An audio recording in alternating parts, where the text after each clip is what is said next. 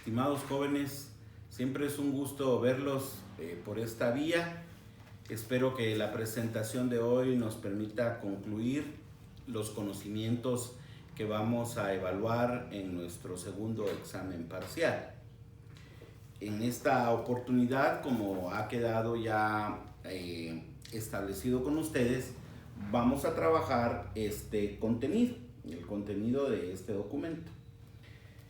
Efectivamente, este es un documento grande, pero la técnica que vamos a utilizar para estudiarlo es que yo les voy a ir hablando acerca de las conclusiones a las que el documento llega, buscando que oportunamente ustedes encuentren en el contenido interno del documento las bases que sirven para llegar a estas conclusiones. Igualmente necesitamos en su momento tomar nota del contenido de la segunda exposición que fue de este material para que busquemos los fundamentos que pueden ayudar a fundamentar estas conclusiones a las que llega este tercer documento de esta tercera presentación. Igual suerte va a correr, por ejemplo, si ven este documento, también deben buscar los contenidos de este documento que sirven para fundar cada una de las conclusiones. Previo a este video que les estoy haciendo ahora, les hice un envío de un PowerPoint donde hice precisamente la presentación de cada una de las conclusiones y las recomendaciones que se hacen en esta tercera presentación, que es lo que nos va a servir de base para la presentación que les voy a ir exponiendo por este medio. De modo que en mi calidad de profesor del curso, voy a facilitar estos conocimientos. Debemos observar por aquí que los autores de la obra son Wilson Romero y Ana Patricia Orantes. Es un estudio sobre racismo, discriminación y brechas de desigualdad en Guatemala. Ellos, los autores, contaron con la colaboración de Samuel Sapil. Este trabajo fue producido gracias al apoyo que hizo la Comisión Económica para América Latina de la Organización de las Naciones Unidas, la CEPAL de la ONU, ¿verdad? Es muy importante tomar nota que este trabajo fue producido siempre con la ayuda de la entidad denominada CODISRA, que es la Comisión Presidencial contra la Discriminación y el Racismo contra los Pueblos Indígenas de Guatemala. Comisión que se encuentra activa y que corre a cargo de las políticas públicas en esta materia. De modo que sin más vamos a ir buscando entrar en materia. Y la primera conclusión, estas conclusiones están identificadas con literales del alfabeto grecolatino que nosotros usamos, alfabeto latino. Y esta es la conclusión A. La primera conclusión tiene dos partes en las que las voy a exponer. Primero les voy a leer la conclusión. La conclusión dice que el país ha avanzado en reconocer la existencia de una sociedad diversa, étnica y culturalmente. Lo ha reconocido tanto en su legislación como en algunas políticas públicas. Entonces esa es esa primera conclusión. Voy a hacer un poco de énfasis buscando que ustedes vayan identificando el modo con el que yo voy a ir avanzando en vertirle los conocimientos. Fíjense, la primera conclusión es que reconocemos que en Guatemala existe una sociedad que es diversa, étnica y culturalmente hablando. Este reconocimiento de la diversidad se hace en su ley y en las políticas públicas. Momento para aclarar entonces que cualquiera que fuera la opinión de los ciudadanos en esta materia, o sea, si están o no de acuerdo los ciudadanos, pues bueno, Ese es su particular punto de vista, pero la ley y las políticas públicas guatemaltecas reconocen la existencia de esa diversidad. Basta levantar la cara y observar cómo somos para poder comprender esa diversidad. No obstante que se reconoce esa diversidad, esta conclusión, digamos, tiene una explicación en el sentido de que no obstante se reconoce la diferencia, existe una brecha sensible, brecha que se siente, separación que está marcada. Esa separación se da entre las leyes y políticas vigentes y el grado efectivo de su implementación. Es decir, que las leyes, por ejemplo, prohíben la discriminación y las normas jurídicas existen para su prohibición, pero no obstante que existen estas normas prohibitivas, la discriminación y el racismo es un hecho que se da. Las políticas públicas también, la propia CODISRA se desarrolla con una política pública del gobierno y sin embargo estas no avanzan. Este tema de observar que no obstante hay normas jurídicas, pero no hay aplicación, aplica tanto para lo que está dispuesto en el convenio 169, como lo que está dispuesto en los acuerdos de paz, la ley de idiomas nacionales y la política pública para la convivencia y la eliminación del racismo y la discriminación, entre otras normas. Pero menciono estas porque son específicas en contra del racismo y la discriminación y repito, no obstante existir estas normas, hay una brecha entre ellas y su cumplimiento. La conclusión B, es decir, la segunda conclusión. Los datos expuestos a lo largo de este informe nos permiten afirmar que esta brecha responde al racismo y la discriminación que están arraigados en las estructuras del Estado y que se practican cotidianamente. Las estructuras del Estado mencionadas aquí no son necesariamente los elementos del Estado que aprendimos en nuestra clase de ciencia política, sino estamos hablando de las diversas instituciones que conforman el Ejecutivo y el ejercicio de la administración pública, pero también a otros altos organismos del Estado y órganos de control. Lo mismo puede darse en el alto organismo del Estado que ve la materia judicial o el alto organismo del Estado que ve la legislación de nuestro país. Los órganos de control no quedan excluidos de este racismo. Igual pasa en la Contraloría General de Cuentas, igual pasa en el Tribunal Supremo Electoral y la realidad de los partidos políticos, y lo mismo puede decirse también de la propia Corte de Constitucionalidad. Es importante notar que la debilidad de estas instituciones que les he mencionado están afectando la capacidad del Estado para implementar las políticas públicas en contra del racismo y la discriminación. Este tema es importante, estimados amigos. ¿Y por qué la debilidad? Miren, vamos a hablar de una debilidad que es interesantísima. El Ministerio Público, por ejemplo, ¿verdad? ¿Acaso hay Ministerio Público en todos los municipios de la República? ¿O acaso hay Ministerio Público en regiones densamente pobladas por población indígena? Tenemos casos donde efectivamente la debilidad de las instituciones no permite una aplicación adecuada de esta política pública en contra del racismo y la discriminación.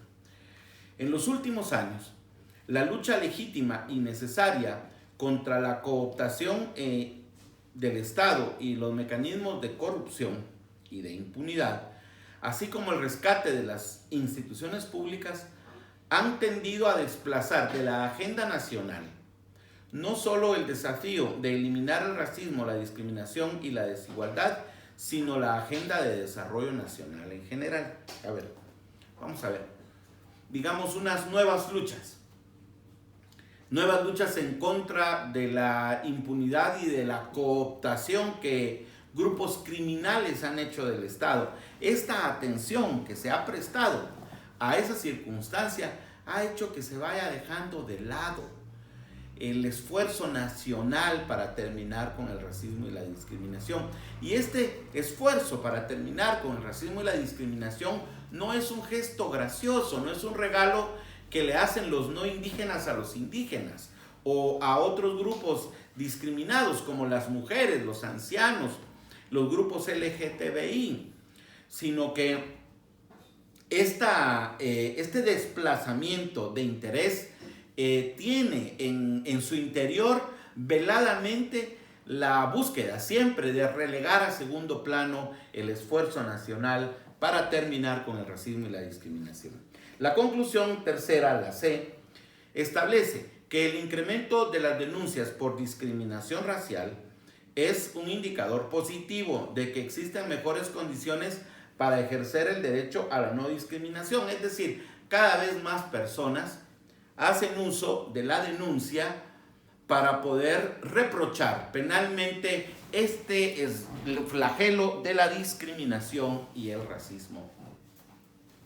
Nos parece importante señalar que ahora hemos estado viendo con más regularidad, por ejemplo, denuncias que no se hacen en las estructuras de la persecución penal del país, sino que se presentan, por ejemplo, en las redes sociales de comunicación. Recientemente nos hemos encontrado con un video en la red de TikTok donde una ciudadana guatemalteca expone las circunstancias que a lo largo de su vida la hacían estar padeciendo de una discriminación por ser mujer indígena, por usar su traje y recibir incluso mensajes de texto en sus propios perfiles, ejerciendo la discriminación. Bueno, estas denuncias hacen que cada vez más la sociedad guatemalteca observe que ese flagelo ya no debe seguir existiendo a las alturas del desarrollo humano que tenemos en esta época. ¿Y por qué no debe seguir existiendo? Porque no nos permite dar paso adelante. No nos permite respetar la ley y las normas jurídicas que prohíben, que reprochan y que no permiten, que prohíben el ejercicio de racismo y discriminación. En este sentido, en esta conclusión, el hecho de que resulte altamente complejo aplicar el delito de discriminación contenido en el artículo 202 bis del Código Penal para promover el cambio de comportamientos discriminatorios constituye una barrera para defender plenamente este derecho. Y es que lo hemos visto, en clase lo hemos visto y ahora lo digo. El artículo 202 bis no es un artículo exclusivamente para perseguir la discriminación de orden étnico, es decir, el racismo, sino que este artículo también le da cobijo a reprochar, a no permitir una serie de comportamientos de discriminación a los otros grupos vulnerables. Pero efectivamente se ha hecho compleja la posibilidad de aplicar la persecución penal por la discriminación de orden étnico. Pero ustedes, estudiantes de Derecho, deben ser creativos para facilitar cada vez más que estas persecuciones se lleven a cabo, con tal de que la prevención general y la prevención especial que ya estudiaron en su derecho penal nos permitan lograr que la actitud racista vaya decreciendo, atendiendo a que la prevención general, es decir, la preocupación de que cometer esta discriminación lo pueda llevar a uno a la cárcel, pues entonces en prevención general se abstenga de cometer esos comportamientos. Y una vez cometidos por prevención especial, bueno, pues el individuo que ha cometido un acto delictuoso en esta materia tendrá que ir a la cárcel. La conclusión de la número 4 dice que existen grandes hitos de la política pública para combatir el racismo, la discriminación y la desigualdad en Guatemala. Y estos hitos han enfatizado la dimensión del reconocimiento de la diversidad de identidades culturales de los pueblos indígenas por sobre las dimensiones de la redistribución y de representación. A ver, es muy interesante esto. Ya reconocer que tenemos una diversidad de identidades culturales es un paso adelante. Pero han habido en los últimos años 4 grandes eventos. Por eso se llaman hitos, porque son eventos históricos, recogidos en momentos específicos del desarrollo de nuestro país. El primer gran evento es el surgimiento de la Constitución Política de la República de Guatemala actual. Nosotros ya vimos en clase los 3 sistemas que apuntalan, que soportan, que fundamentan el estudio de los derechos de los pueblos indígenas. El primer sistema que vimos está comprendido entre los artículos 66 al 70. Es decir, nuestra Constitución Política de la República de Guatemala reconoce la diversidad cultural. Un segundo sistema que hemos visto es el de los derechos humanos y de los derechos reconocidos por tratados y convenios internacionales, reconocidos y ratificados por el Estado guatemalteco, entre los que indudablemente se ha reconocido como ley de la República ya el convenio 169 de la OIT. Fíjense, es el segundo sistema. Y el tercer sistema que hemos estudiado, que es el del artículo 118 y 119, en donde vemos que la Constitución Política de la República de Guatemala admite que los principios que informan a toda la juridicidad constitucional para darle un orden económico-social a nuestro país es el principio de la justicia social. Gracias. Vamos a tomar un sorbo de agua para continuar con esto. Entonces, en esta conclusión me interesa mucho, fíjense en la parte final de la conclusión. Dice por sobre las dimensiones de redistribución y de representación. Es decir, que aunque no tengamos un país con la riqueza redistribuida y que aunque tengamos un país donde los indígenas no son electos por mayoría, no obstante que somos la mayoría, lo que sí resulta claro es que el reconocimiento de la diversidad cultural, pues sí se da, hemos reconocido. O sea, finalmente hemos admitido que es un país con una masa de población indígena mayoritaria. Bueno, esta conclusión, decía, tiene 4 hitos. El primero, la Constitución Política de la República de Guatemala. Un segundo hito son los acuerdos de paz. Especialmente 2 acuerdos. El acuerdo sobre la situación socioeconómica y la situación agraria. Este es uno de los... Estoy hablando, voy a repetir, el surgimiento de la Constitución, los acuerdos de paz, que son 2 los más importantes en esta materia, que es el acuerdo sobre situación socioeconómica y situación agraria, y el otro es el acuerdo de identidad y derechos de los pueblos indígenas. Esos son los 2 acuerdos importantes sobre este tema que marcan el hito, el segundo hito. El primer hito, la Constitución; el segundo hito, los acuerdos de paz. El tercer hito es precisamente la ratificación del convenio número 169 de pueblos indígenas de la OIT en países independientes, de pueblos indígenas y tribales. Es el tercer hito. Y el cuarto hito es el surgimiento de una política pública de convivencia y de terminar con la discriminación y el racismo. Esa política pública es la que permitió la existencia de la Comisión Presidencial en contra del racismo y la discriminación, que ejerce el órgano denominado CODISRA, que es coautor de esta obra que nos está sirviendo de base. Paso seguidamente. La nueva generación de políticas públicas deberá completar estos avances con políticas que propicien una mejor redistribución del producto social global y con políticas que aseguren que los pueblos indígenas tengan una justa representación en los espacios de decisión pública. En esta parte de esta explicación, de esa conclusión, es muy importante ver que si ya reconocimos en nuestras leyes y nuestras políticas públicas la diversidad cultural, falta todavía una buena serie de políticas públicas que le permitan a las poblaciones indígenas alcanzar su desarrollo económico, su desarrollo social, su desarrollo humano, porque es que basta con visitar a nuestras poblaciones más alejadas del centro político de nuestra república para comprender el nivel de pobreza, de exclusión, de desigualdad que sufren las comunidades indígenas en nuestro país.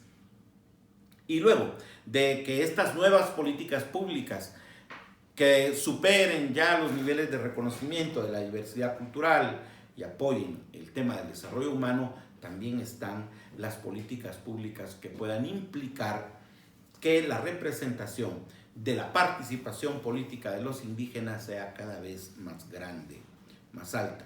Conclusión 5, conclusión E, dice, también existen avances institucionales y una mejoría en algunos indicadores sociales.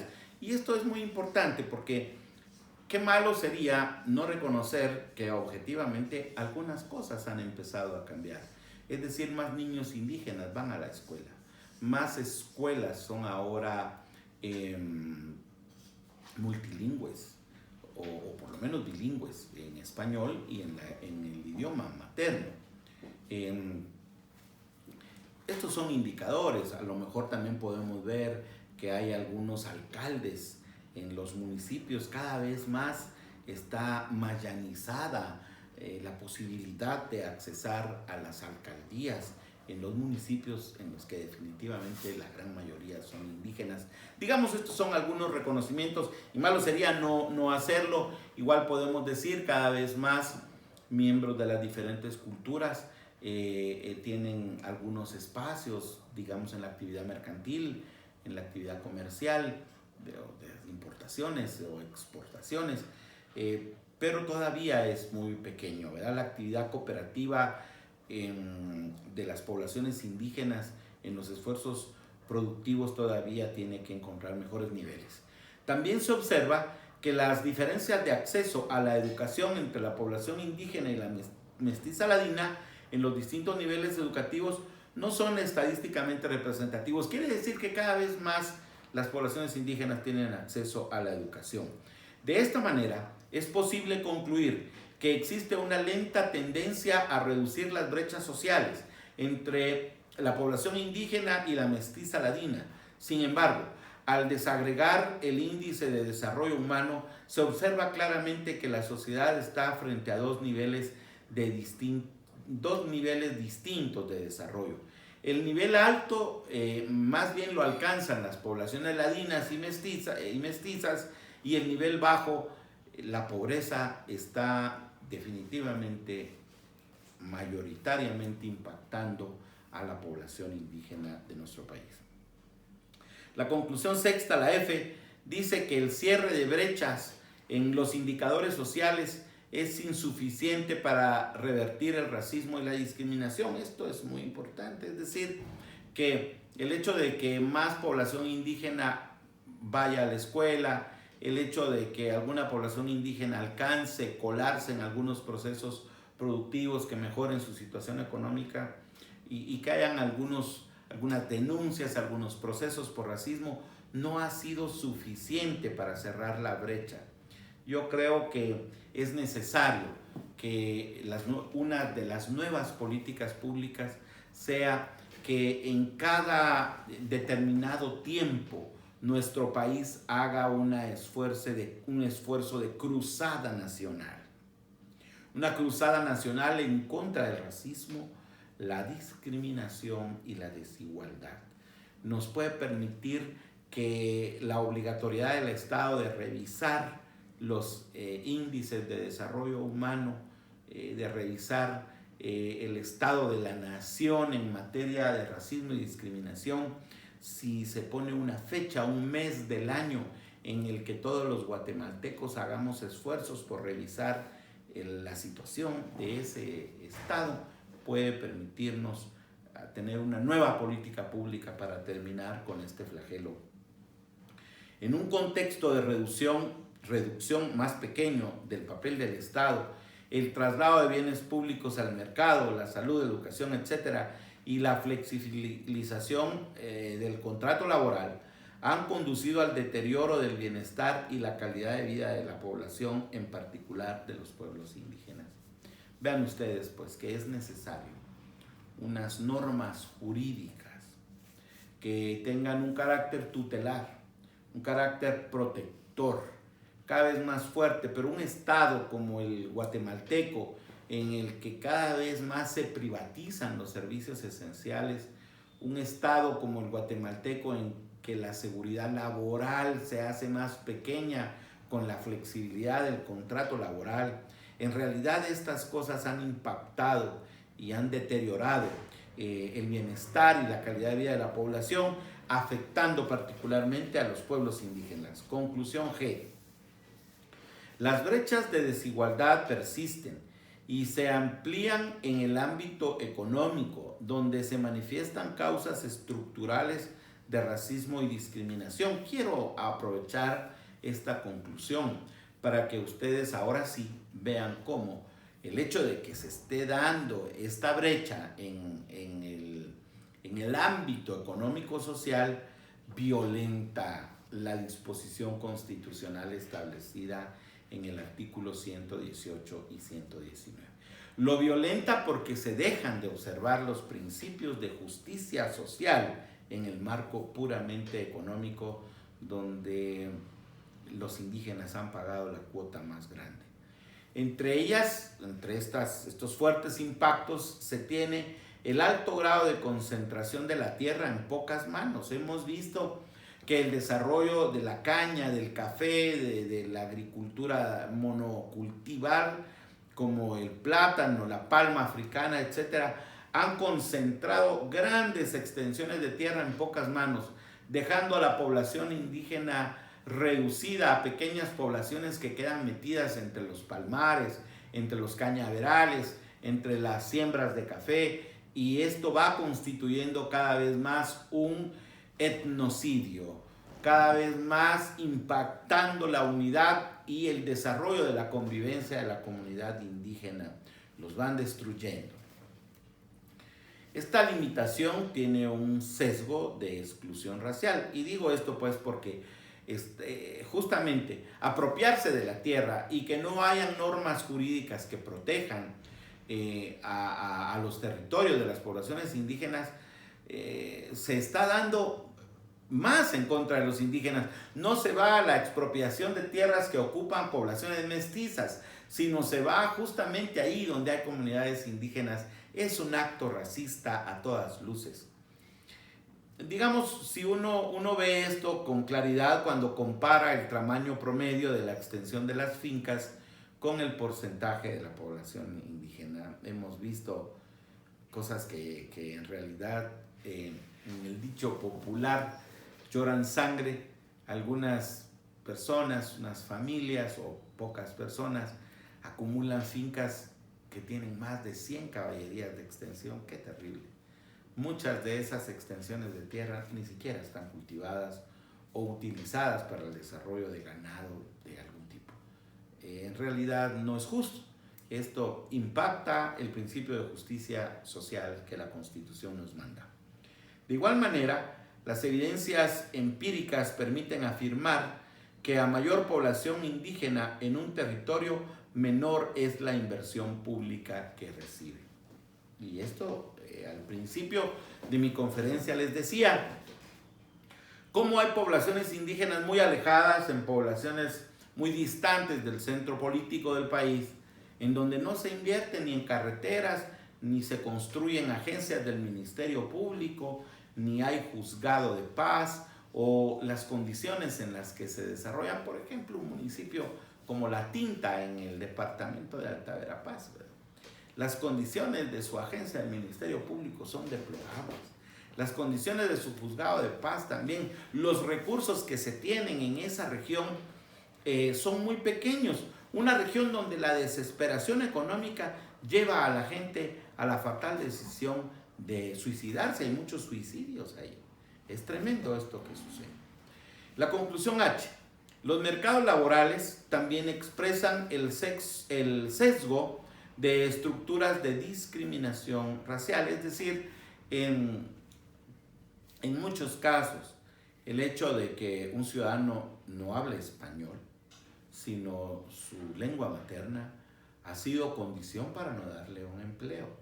Pero lo vamos a decir con más crudeza. En muchos casos, la sola imagen de un indígena es catalogada como condición para no darle el empleo. En realidad, estos actos deben terminar. Son excluyentes, son una expresión de un racismo a ultranza. La precariedad laboral del país es grave, pero el indígena, desde que ingresa al mercado laboral, tiene menos posibilidades de contar con un contrato formal y de disfrutar del derecho de las prestaciones laborales, incluyendo la seguridad social, porque en muchas de estas alejadas regiones del país pobladas por las comunidades indígenas, pues no se goza del derecho de la seguridad social.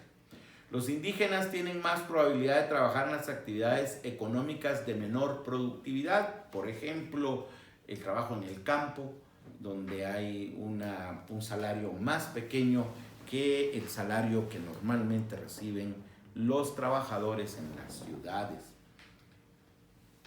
Vamos a pasar a la conclusión I. La brecha de ingresos es mayor entre indígenas y mestizos ladinos. Por supuesto, porque desde el salario mínimo, ya no digamos los otros salarios que se pueden pagar por eficiencia y altas capacidades. El aumento de la participación del excedente empresarial ha sido a expensas de la reducción de la tributación y de la participación de la masa salarial en el Producto Interno Bruto. Esto es muy interesante decirlo. Cada vez que la estructura empresarial del país ha querido mejorar sus ingresos, habla incluso de que el salario mínimo que se paga en Guatemala es muy alto, ha dicho la cúpula empresarial. Qué terrible. Es decir, querer sacar ganancias a costa de pagarle menos a las personas. Y si se trata de pagarle menos a los indígenas, pues por un acto de racismo lo harían sin chistar. Y aunque es un hecho que esta brecha está afectando al conjunto de la población asalariada, son las y los trabajadores indígenas quienes reciben el menor salario como consecuencia del racismo. Teniendo el mismo nivel educativo, la brecha salarial entre indígenas y mestizos ladinos se ensancha conforme se avanza a los niveles superiores de educación, ¿verdad? A veces inversionistas fuertes podrían considerar que si ponen a un gerente indígena, a lo mejor los resultados no van a ser tan eficaces porque los mestizos no le van a querer obedecer, por ejemplo, a un jefe de esas características. Estas situaciones todavía se dan y son muy penosas. Conclusión J. A mayor población indígena en un territorio, menor inversión en gasto público. Eso ya lo vimos. La política fiscal no está cumpliendo su función de instrumento de reducción de las desigualdades sociales y promoción del crecimiento equitativo, porque, por ejemplo, la construcción de una carretera en un lugar donde haya una supercarretera, la movilización de los productos es mejor. Y estas supercarreteras o estas carreteras eficientes, bueno, están al servicio de las grandes empresas agroexportadoras, pero no vemos de esas mismas carreteras en los lugares donde población indígena más precaria tenga que sacar su producción al mercado. Hay una insuficiencia en la recaudación fiscal por la baja carga fiscal, los privilegios fiscales y la corrupción, así como un deterioro en la oferta y calidad de los servicios públicos y de la inversión del Estado. Ustedes ven la ciudad de Guatemala, por ejemplo, en los barrios donde hay cinturones de miseria en la ciudad de Guatemala, la mayor cantidad de su población es una población indígena que ha venido a las ciudades, y no es ahí donde se construyen los pasos a desnivel. Los pasos a desnivel se construyen precisamente en donde están las áreas de los grandes centros comerciales y de las poblaciones más acomodadas económicamente. Esta situación es mucho más grave en los municipios con mayoría de población indígena. Ya cité La Tinta en el caso de Alta Verapaz, pero igual podemos hablar de Varillas en Huehuetenango, por ejemplo, ¿verdad? Está del otro lado del mundo, después del gran macizo de la Sierra Madre que está ahí, el Merendón. Luego tenemos la conclusión K. La discriminación racial en Guatemala también se refleja en el sistema político. Y si bien existen algunos avances promisorios, la verdad es que todavía la representación de las poblaciones indígenas en los partidos políticos es una representación verdaderamente minoritaria. A tal grado que alguna tendencia en materia de partidos políticos ha sido la de crear partidos que tengan esta inspiración puramente indígena para tener un espacio de participación. Los otros partidos realmente han cerrado la puerta de la participación a las poblaciones indígenas. A pesar de lo establecido en el Código Municipal, buena parte de las autoridades indígenas y alcaldes comunitarios no son reconocidos por los gobiernos municipales y las instituciones públicas en general. Bueno, esos casos se dan con mucha fuerza en algunos COCODES. Digamos, la estructura hermana del Código Municipal, que es la ley de los consejos de desarrollo económico y rural, urbano y rural, perdonen, hago la aclaración, la ley de desarrollo urbano y rural, a veces ha entrado en una competencia un tanto desleal con las autoridades, con los alcaldes comunitarios y los alcaldes indígenas, pero esto es precisamente porque se ha exacerbado el racismo. En lugar de encontrar ahí avances, digamos, de interés común, del interés público, del interés social, pues bueno, ¿no? Ahí han habido competencias para ver quién obtiene los recursos económicos del Estado para saquearlos. La Ley de Consejos de Desarrollo Urbano y Rural ignora y limita la autoridad de las alcaldías indígenas y comunitarias, les venía ya diciendo. Aún así, existe un proceso importante y palpable de revitalización y articulación de autoridades indígenas a nivel local, regional y nacional, que se constituye en un actor central para participar en los procesos de las políticas públicas en contra del racismo y la discriminación. Es decir, no obstante que la separación de funciones que se aprovechan para aplicar en algunos casos el Código Municipal y en el otro caso la Ley de Desarrollo Urbano y Rural, pues no obstante esas diferencias se ha empezado por ir encontrando unos puentes de comunicación en estas autoridades para lograr que los esfuerzos por lograr el desarrollo comunitario pues apunten a la unidad. Bien, decíamos que en la conclusión L, las autoridades indígenas resuelven un elevado porcentaje de los conflictos en sus comunidades. Esto es muy importante, de que las autoridades indígenas sean las que resuelvan estos conflictos. Así ocurre ahí en la práctica, ¿verdad? Y así han contribuido a mantener la convivencia social en el país. Tenemos datos en este informe que dan cuenta que en lugares donde la Policía Nacional Civil y los destacamentos militares han sido solicitados que se ausenten del lugar, en esos lugares han habido menos homicidios y menos delitos violentos que lamentar. Esto es una cosa muy importante. Ya he dicho yo en clase cómo algunos modelos de la justicia de paz utilizados por nuestras comunidades indígenas han terminado siendo replicados en los cantones europeos, donde se viven ejercicios democráticos de similar naturaleza. Nos llena de orgullo ser modelo y ejemplo desde la práctica de esta forma de resolver de las autoridades indígenas. La propuesta de reforma constitucional al sector justicia, que incluyó un articulado para que el Estado reconociera la justicia indígena, constituye un ejercicio de derechos de una serie valiosa de lecciones aprendidas para alimentar una nueva generación de políticas públicas. Cabe aclarar que estas propuestas de reforma constitucional no han sido finalmente aprobadas. Yo no tengo empacho en manifestar que bajo mi consideración personal, por la observación y estudio que hago, efectivamente el hecho de que no pasaran las reformas constitucionales entraña indudablemente ese racismo y esa discriminación que se han arraigado en la sociedad guatemalteca. Por eso es que no pasaron. La conclusión M: los pueblos indígenas tienen sus propias instituciones políticas, su propia manera de lograr la representación de las comunidades y entregarla a los ciudadanos que las representan. Pero la discriminación racial se evidencia en el ámbito de la política partidaria. O sea, que dentro de la función de representación comunitaria, pues ahí no se dan los actos de discriminación. En cambio, sí, se sienten actos de discriminación fundados en la discriminación y el racismo en materia de los partidos políticos, como ya lo hemos visto.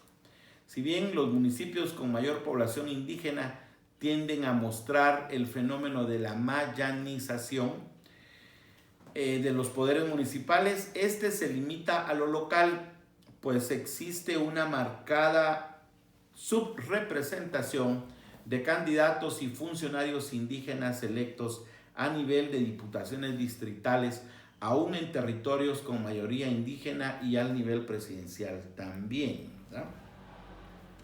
Vamos a la conclusión N, y esta es una cosa importante para nosotros que estudiamos Derecho.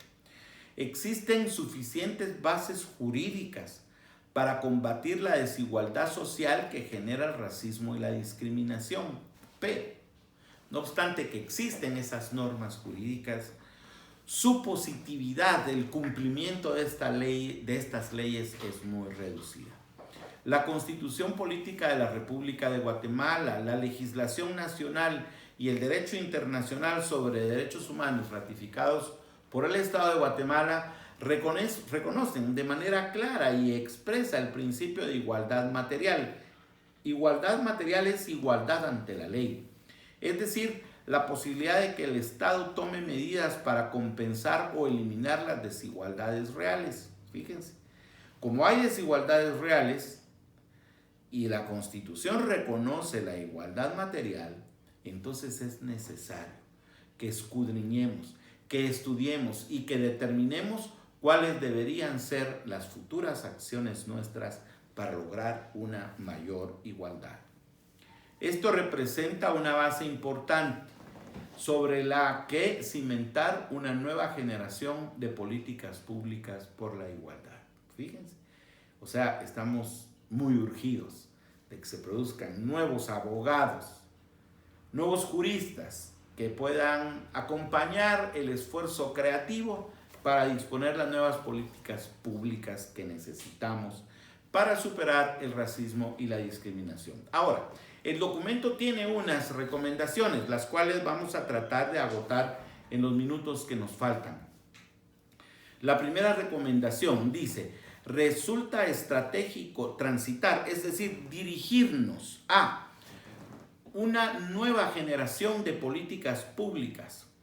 Tras más de 2 décadas de pactos políticos de gran alcance que han enfatizado la necesidad del reconocimiento de la diversidad, esta nueva generación de políticas deberá construirse considerando, entre otros, los siguientes asuntos. Una mirada hacia atrás para analizar los procesos de implementación y los logros de desafíos y limitaciones y vigencia de los acuerdos de paz. Es decir, que el órgano que vigila el cumplimiento de los acuerdos de paz es un órgano que debe ser fortalecido, que debe ser empoderado para tratar de que se cumpla con la exigencia a las entidades y a las personas obligadas a cumplir los acuerdos de paz que lo hagan. También debe hacerse igual circunstancia con el convenio número 169 y la política pública para la convivencia y la eliminación del racismo y discriminación racial, entre otras. Quiero insistir, esa política pública para la convivencia y eliminación del racismo y la discriminación racial, entre otros, es la que funda la existencia de la entidad denominada CODISRA, cuyo papel desde la presidencia de la República es terminar con el racismo y la discriminación. Una mirada hacia el presente, cómo estamos, cómo es que vivimos, para reconocer los desafíos que plantea la debilidad estructural del Estado guatemalteco para las políticas públicas por la igualdad. Hay muchas circunstancias que hoy estamos viendo que no nos permiten avanzar, que definitivamente nos llaman a reflexionar si hemos hecho bien, si se ha aplicado bien cada una de las normas jurídicas y cada una de las políticas públicas que hemos creado para avanzar en la lucha contra la desigualdad y la discriminación. Una mirada hacia afuera para conocer las políticas públicas de otros países de América Latina, cómo lo han hecho y qué es lo que les permitió alcanzar que ya no haya discriminación y racismo, y los efectos que tienen en el avance de las sociedades más iguales y cohesionadas, manteniendo vigente su diversidad étnica y cultural. Cada vez que avanzamos a terminar con el racismo y la discriminación, podemos ver, miren, cosas importantes como la siguiente, que la estructura de algunas vestimentas en la moda, en las maneras de vestir de las personas, cada vez más se usa en Guatemala, por ejemplo, distintivos de carácter indígena. Esto hace que el reconocimiento de nuestra diversidad cultural nos llene de orgullo, de emoción y nos lleve a ver que podemos mejorar la comercialización de nuestros productos con esos detalles. Una mirada hacia el futuro. O sea, ¿cómo sería Guatemala allá dentro de unos años si terminamos con el racismo y discriminación, donde la identidad cultural de los pueblos indígenas sea reconocida y respetada, y vayamos finalmente a promover la pirámide más grande del mundo que tenemos en el norte del Petén, que tenemos en la zona protegida de vestigios culturales llamada El Mirador? Pero este reconocimiento debe ser sobre la base de la igualdad material y política. Material, los derechos; política, la participación, la representación. Ello requiere de superar los estancos de la política sectorial y enfrentar la erradicación del racismo en sus distintas manifestaciones culturales, políticas, sociales y económicas. La recomendación B, la segunda, es: para un adecuado diseño, ejecución y evaluación de las políticas públicas, se requiere hacer una revisión y consolidación de la información estadística relacionada con los pueblos indígenas. Los datos son importantes. Yo no quiero descalificar, pero los resultados del último censo poblacional llevado a cabo en el año de 2019 y hechas públicas en 2020 no reflejan en alguna medida las proyecciones, por ejemplo, que se tomaron en este informe. Las proyecciones que este informe tiene es en el sentido de que se reconoce una mayor cantidad de población. Son los datos estadísticos en las proyecciones. Difieren un tanto de los que se hicieron públicos en el censo. Pero es importante cada vez más cruzar la información para que luego del cruce de la información podamos acercarnos a unas medias, puntos medios que nos permitan saber cuántos somos en realidad y dónde necesitamos mejorar la participación del Estado para terminar con la discriminación y el racismo. Impulsar la generación y registro de información pública desagregada, es decir, dividida por pueblo de pertenencia, para poder alimentar eficazmente el ciclo de las políticas públicas. Encuestas de hogares en diferentes temas y otros instrumentos del Instituto Nacional de Estadística son necesarios. Y nosotros somos futuros licenciados en ciencias jurídicas y sociales. Esto nos permite tener, digamos, habilidad para hacer las encuestas.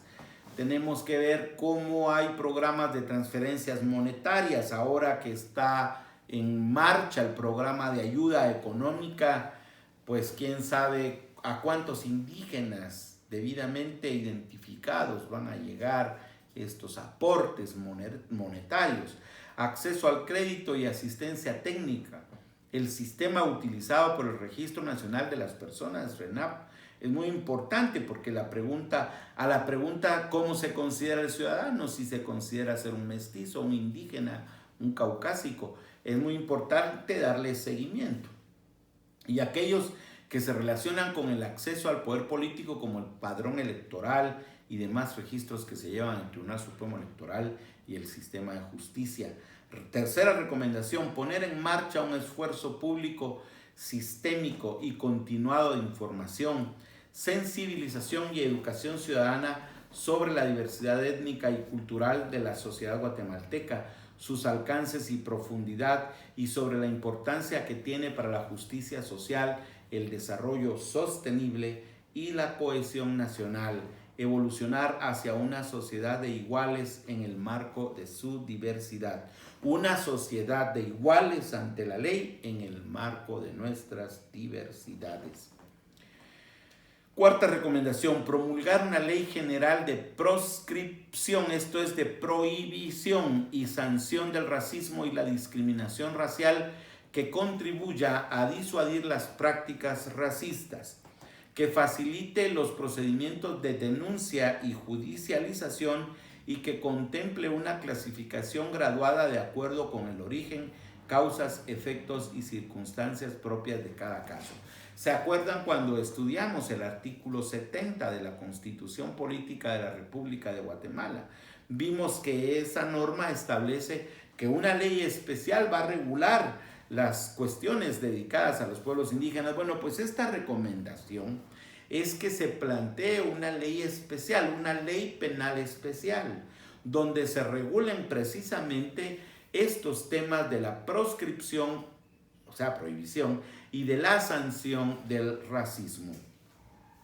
Para subsanar las dificultades actuales relacionadas con las pruebas, la iniciativa de ley debería regular lo concerniente a la forma de aportación y apreciación y valoración de la prueba. Estoy refiriéndome a que es muy difícil probar el acto racista, porque este acto racista procede de un prejuicio, así lo estudiamos en nuestra primera entrega.